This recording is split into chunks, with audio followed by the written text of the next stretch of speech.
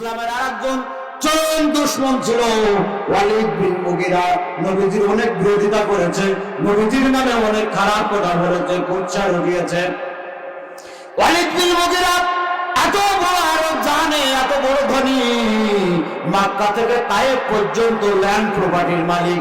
প্রত্যেক বছরে তার বাৎসরিক আয় ছিল প্রায় 1 কোটি দিরহাম তার ইনকাম। ওই ওয়ালিদ বিন মুগিরা যখন মারা যাচ্ছে, মরার সময় বলে আমি একটা ওসিয়াত করব। ওসিয়াত করার জায়গা পাইনি।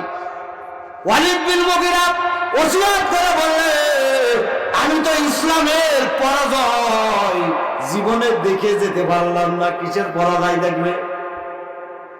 বোঝেননি মনে হয়? ওয়ালিদ বিন মুগিরা বলছে যে আমি তো ইসলামের পরাজয় দেখে যেতে পারলাম না, তো এখন আমি আমার সমস্ত সম্পত্তি, ইসলামের জন্য বিরোধিতা করা হয়, আমার সমস্ত সম্পত্তি কোরআনের বিরুদ্ধে যেন খরচ করা হয়, কোরআনের পতাকা যেন নিম্নগামী করা হয়, সব সম্পত্তি দান করে গেলাম। নাউজুবিল্লাহ, একটু জোরে বলেন। আমার ভাইজান, এই যে মাহফিলের আয়োজন করেছে, এই মাহফিল চালানোর জন্য পয়সার দরকার আছে না? যদি আপনারা টাকা পয়সা না দিতেন, সাহস না জোগাতেন, এই মাহফিল সম্ভব ছিল? সর্বশেষ কথা হলো, আল্লাহ বললেন, ও ওয়ালিদ বিন মুগিরা, তুমি তোমার সমস্ত সম্পত্তি ইসলামের বিরুদ্ধে দান করলে।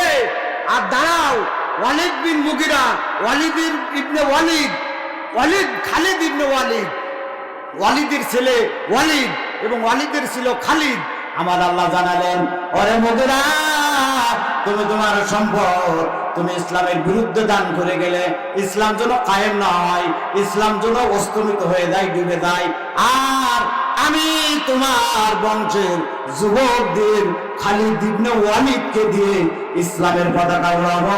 একবার জোরে জোরে বলা যাবে নাকি সুবহানাল্লাহ? ও আমার আপনজনেরা, বাংলাদেশের যুবকদের হাতে আমরা কালেমার পতাকা দিতে চাই। আপনারা রাজি আছেন? না থাকবে যুবক যারা আছে, যারা ছাত্র আছে, এলাকার যারা যুবক, বাংলার যুবক, যাদের প্রশংসা আমার আল্লাহ করেছে, সেই যুবকদের দিয়েই বাংলার জমিনে কালেমার পতাকা উড্ডীন হবে, উড্ডীন হবে।